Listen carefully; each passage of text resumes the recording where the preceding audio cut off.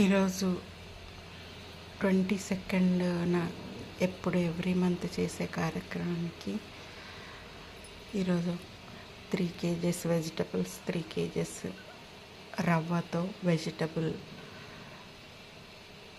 ఉప్మా పనిచేసే వర్కర్స్కి, పిల్లలు ఎవరైనా ఉంటే వాళ్ళకి ఇవ్వటానికి వెళ్తున్నాను. 2 days ఆలస్యంగా చేస్తున్నాయి ఈ నెల. వెజిటబుల్ రైస్ కానీ, వెజిటబుల్ ఉప్మా, వెజిటబుల్ పోహా అట్లా రకరకాలుగా చేస్తాను.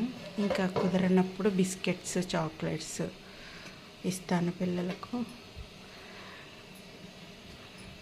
సో 22nd బదులు 24th చేస్తున్నాను నేను.